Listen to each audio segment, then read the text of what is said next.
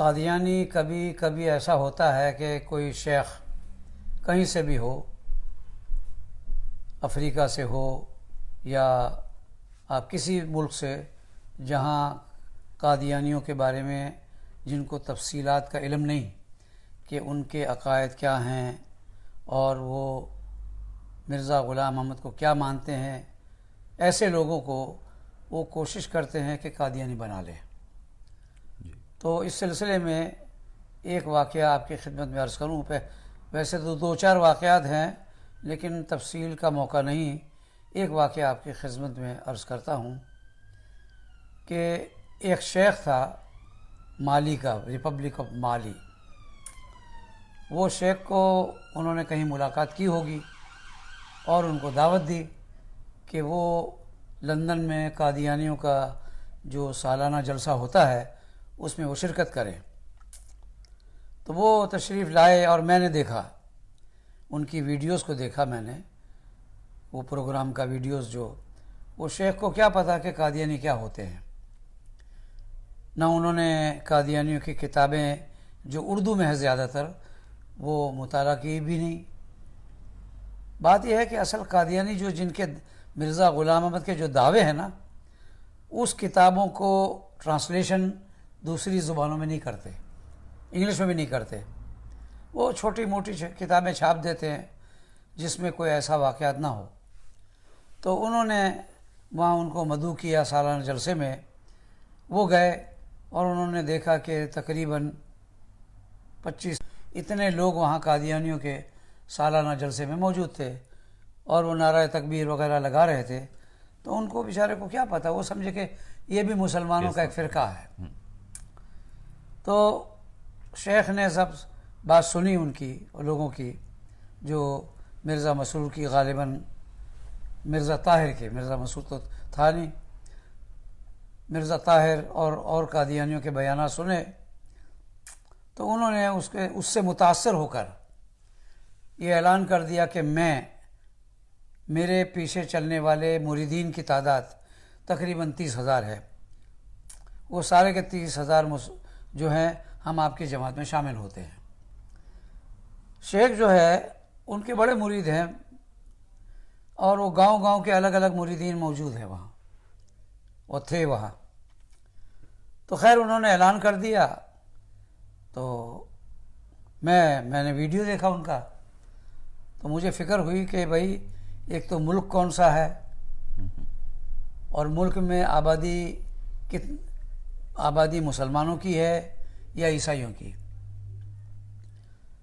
تو میں نے جب تفتیش شروع کی، معلومات حاصل کی، تو اندازہ ہوا کہ 99% مسلمان وہ سارے تھے۔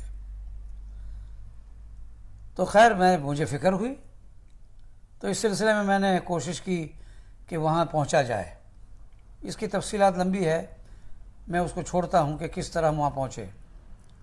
میں اور میرے ایک ساتھی تھے مولانا منظور احمد الحسینی، وہ تو بیچارے فوت ہو گئے مدینہ طیبہ میں، آج سے کوئی 15 سال پہلے کی بات ہے۔ ہم دونوں گئے وہاں اور جا کر کے وہاں ایک جمعیت المسلمین ہے، جو ادارہ ہے ان کا، جماعت ہے، ان سے میں نے بات کی اور ان کو ویڈیو دکھایا کہ دیکھو جی آپ کے یہاں کا ایک شیخ ہے، وہ قادیانی بن گیا اور اس کے پیچھے چلنے والے ان کے مریدین 30,000 مسلمان جو قادیانی بن گئے۔ تو انہوں نے کہا ہم نے سنا تو تھا کچھ لیکن تفصیلات علم نہیں۔ میں نے پھر ان کے گھر میں بیٹھ کر، جو جمعیت کے صدر تھے، گھر میں بیٹھ کر وہ ویڈیو ساری دکھائی۔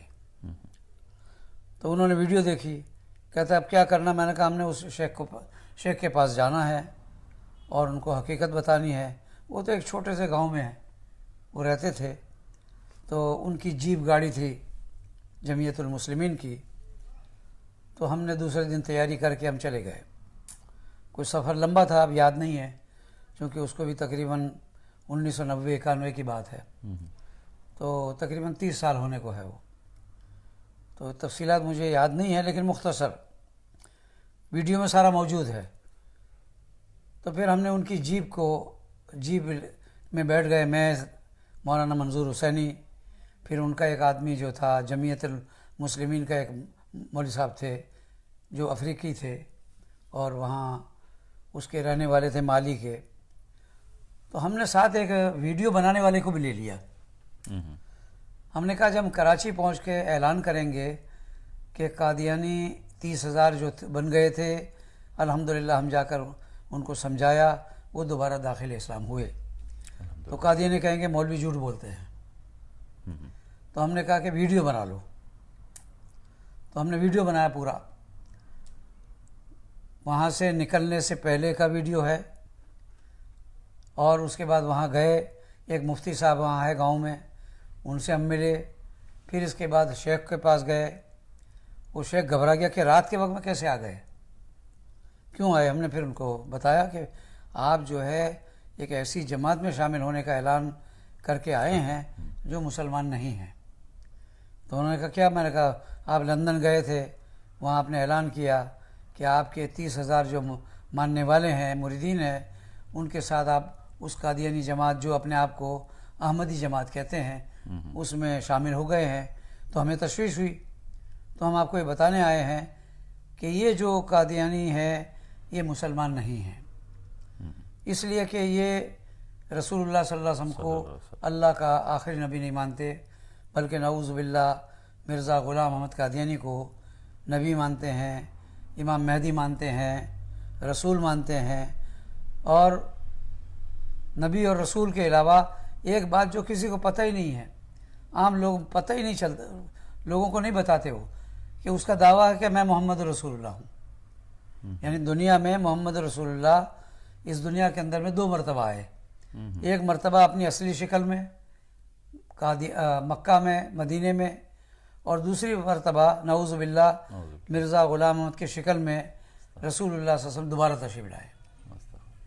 اور ان کی کتابوں میں لکھا ہوا ہے، یہ کوئی چھپی ہوئی بات نہیں ہے، لیکن عوام کے لیے چھپی ہے کیونکہ عوام میں یہ ظاہر نہیں کرتے. لیکن ہمارے پاس اس کے حوالے موجود ہے کہ عین محمد ہے، مرزا غلام احمد قادیانی عین محمد ہے. تو لوگوں کو پتہ ہی نہیں. جب میں نے ان کو یہ بتایا کہ توبہ توبہ، میں تو یہ مسلمان سمجھ کے ان کے پاس گیا تھا اور میں نے اعلان کیا تھا، اگر یہ بات ہے تو میں اس کو چھوڑتا ہوں. تو میں نے کہا پھر ایک کام کریں، کل اتوار کا دن ہے، اتوار کے دن میں آپ اپنے مریدین، اگرچہ میرے اندازے کے مطابق سارے کے سارے گاؤں کے لوگ 30,000 کی تعداد میں جمع نہیں ہو سکتے، یعنی مختلف گاؤں کے رہنے والے، تو 30,000 جمع نہیں ہو سکتے. تو آپ ایک کام کریں، مختلف علاقوں سے آپ چند مسلمانوں کو بلا لیں. ایک گاؤں سے 5 آ جائے، 10 آ جائے، 20 آ جائے، دوسرے گاؤں سے آئے، تیسرے سے آئے، جہاں جہاں آپ کے مریدین رہتے ہیں ان کو جتنا ہو سکے جمع کر دیں. اور یہاں کے ایک مفتی صاحب ہیں وہ بھی آ جائیں گے، اور وہاں ایک جو مولانا ہیں وہ بھی آ جائیں گے، مختلف لوگ آ جائیں گے، اور ہم آپ جو ہے نا توبہ کریں علی اعلان. بالکل. تو انہوں نے کہا ٹھیک ہے. تو ہم پھر کسی اور گاؤں میں رات کو رہنے کے لیے چلے گئے. پھر وہاں سے واپس آئے تو صبح تقریباً کوئی 10-11 بجے کا ٹائم ہوگا. تو وہ کچھ لوگ جمع تھے، کچھ آ رہے تھے، تو اس طرح بڑے لوگ جمع ہو گئے وہاں. پھر ہم نے ان کو یہ کلمہ پڑھایا، کلمے کے ساتھ ساتھ یہ بتایا کہ آپ یہ اعلان کریں کہ ہم مرزا غلام احمد قادیانی کو نبی اور رسول نہیں مانتے، وہ مسلمان نہیں تھا، اس نے جھوٹی نبوت کا دعویٰ کیا وغیرہ وغیرہ، اور حضرت عیسیٰ علیہ السلام آسمان پر زندہ ہیں. اس طرح سارا کچھ اعلان کرایا. وہ اس میں ریکارڈ میں موجود ہے، عربی میں ہے. پہلے ہمارے مولانا نے عربی میں ترجمہ کیا، تو وہاں ایک ساتھی اور تھے جو مبعوث تھے وہاں کے سعودیہ کے، تو اس نے اس کا ترجمہ اپنی لوکل زبان میں کیا. تو اس نے پھر جو جواب دیا اس نے لوکل زبان میں دیا. پھر اس نے جو ہے عربی میں پھر دوبارہ جواب دیا مولانا نے، جو وہاں کے عالم دین تھے. اس نے پھر اردو میں کہا. تو یہ تینوں زبانوں میں ہے، ایک لوکل زبان، ایک عربی زبان، ایک اردو زبان. تو انہوں نے جو جواب دیا وہ یہ مختصر یہ کہ مجھے پتہ نہیں تھا اور کہ یہ قادیانی مسلمان نہیں ہیں، میں تو یہ سمجھ کے گیا کہ یہ لوگ مسلمان ہیں اور یہ لوگ ہماری مدد کریں گے، غریب ملک ہے تو مدد کریں گے. تو اس طرح سمجھ کر کے ہم نے اس کے ساتھ تعلق جوڑا اور اعلان کر دیا کہ بھئی ہم جو ہے یہاں ان کے ساتھ ان کی جماعت میں شامل ہوتے ہیں. تو پھر اس کے بعد الحمدللہ وہ 30,000 قادیانی جو بن گئے تھے وہ دوبارہ دائرے اسلام میں داخل ہو گئے۔ تو یہ مختصر سا ایک جواب ہے۔ اصل میں قادیانی دھوکہ دیتے ہیں، ہر جگہ یہی ہے، ایک جگہ کی بات نہیں، کئی جگہ، ہر جگہ یہ ہے۔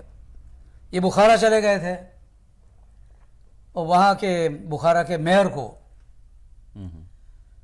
کو پکڑا اور یہاں لے آئے اپنے جلسے میں۔ تو جلسے میں آ گئے تو اس نے دیکھا کہ مسلمان ہیں سارے، تو اس نے اعلان کیا کہ بخارا میں جب آپ کی جماعت کے لوگ آئیں گے تو اس زمانے میں مسجدیں کھل رہی تھی، نئی مسجدیں کھل رہی تھی، یعنی پہلے لاک اپ تھی نا، تو مسجدیں کھل رہی تھی۔ تو انہوں نے کہہ دیا کہ بھئی آپ آئیں تو ہم ایک مسجد کی چابی آپ کو دیں گے۔ اچھا، اب ان کو کیا پتا کہ یہ لوگ کون ہیں، مجھے پھر اس کی فکر ہوئی۔ تو کراچی میں پھر ہم نے علماء کی میٹنگ بلائی، مفتی تقی صاحب، مولانا رفیع صاحب عثمانی، پھر اس کے علاوہ اور علماء، مولانا یوسف لدھیانوی شہید، اس طرح ہم کوئی 18 آدمی تھے۔ ہم نے وہاں ازبکستان کا سفر کیا اور سفر کر کے ہم پہنچے وہاں بخارا۔ تاشقند تو ان کا ہیڈ کوارٹر ہے نا، بڑا یعنی کیپٹل ہے۔ اتفاق سے وہاں پورے ملک کے ازبکستان کے علماء بھی جمع تھے، اور ہم یہاں سے اردو میں، عربی میں، انگلش میں لٹریچر پرنٹ کر کے گئے تھے اور بتایا تھا کہ ہمارا آنے کا مقصد کیا ہے۔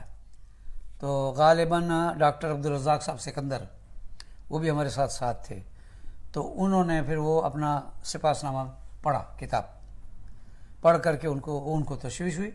تو بخارا سے بھی علماء موجود تھے، تو انہوں نے کہا اب آئیں ہم پھر میئر سے ملاقات کریں گے۔ تو چنانچہ ہم سفر کرتے کرتے امام بخاری رحمۃ اللہ علیہ کی مزار پر وہاں بھی جانا ہوا، اور وہاں پھر دعائے مغفرت ان کی۔ پھر اس کے بعد ہم بخارا چلے گئے، وہ بخارا سے تھوڑا باہر ہے وہ قبر ان کی۔ تو پھر اس کے بعد وہاں پہنچ کے ہم نے الحمدللہ میٹنگ کی، تو کہا کہ چلو ہم میئر کے پاس جاتے ہیں دوسرے دن صبح۔ تو ہم میئر کے پاس چلے گئے، ان کے آفس میں۔ تو میئر اتفاقاً موجود نہیں تھا، وہ گیا ہوا تھا کہیں دورے پر، نائب میئر تھا، ڈپٹی میئر۔ تو ڈپٹی میئر کو ہم نے جب بتایا، ہم 5 آدمی کو اجازت ملی کہ اوپر جائیں، مفتی رفیع صاحب، مفتی تقی صاحب، مولانا ڈاکٹر عبدالرزاق سکندر، مولانا یوسف لدھیانوی اور میں، اس طرح 5 آدمی تھے۔ ہم اوپر گئے اور جا کر کے وہ ترجمان جو تھا ان کا لوکل آدمی علماء میں سے، جو عالم دین تھا وہاں کا، تو انہوں نے ان کو بتایا کہ یہ لوگ آئے ہیں پاکستان سے۔ اب اگر ان کو ہم یہ کہتے ہیں کہ بھئی قادیانی مسلمان نہیں ہے، تو وہ پوچھیں گے کون کہتا ہے؟ تو ہم کہیں گے مولانا یوسف بن نوری کہتے ہیں، فلاں عالم دین کہتا ہے۔ تو وہ کہے گا یہ تو پتہ نہیں کون صحیح ہے غلط ہے، کیا پتہ ان کو۔ بالکل۔ تو ہم نے مفتی تقی صاحب کو ساتھ اسی لیے لیا کہ وہ جج تھے، وہ شرعی عدالت کے۔ ہم کہیں گے یہ مفتی صاحب آئے ہیں، یہ کہتے ہیں، اور یہ شرعی عدالت پاکستان کے جج ہیں، تو ان کی بات مانی جائے گی، جج پاکستان کا جج۔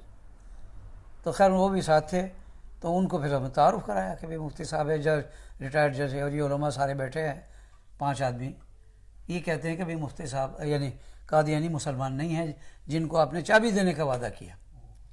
تو اس نے سن کر کے، ڈپٹی میئر نے سن کر کے پھر ان کو فون کیا، اچھا، میئر کو، کہ یہ علماء آئے ہیں اور یہ کہہ رہے ہیں کہ آپ نے جو چابی دینے کا وعدہ کیا وہ قادیانی جماعت ہے، اور قادیانی مسلمان نہیں ہیں، وہ ایک اور نبی کو مانتے ہیں۔ تو انہوں نے کہا پھر کہہ دو کہ ہم چابی نہیں دیں گے، واللہ عالم اب صورتحال کیا ہے، لیکن امید یہ ہے کہ وہاں قادیانی نہیں ہے موجود، الحمدللہ۔ تو اس طرح کے واقعات بہت سارے عام لوگوں کو پتہ نہیں ہے، بیچاروں کو، افریقہ میں بیچاروں کو پتہ نہیں۔ بہرحال یہ مختصر سی آپ کے ہم نے بات سنائی ہے۔ اللہ تعالیٰ سب حضرات کو جزائے خیر عطا فرمائے۔ وآخر دعوانا ان الحمدللہ رب العالمین۔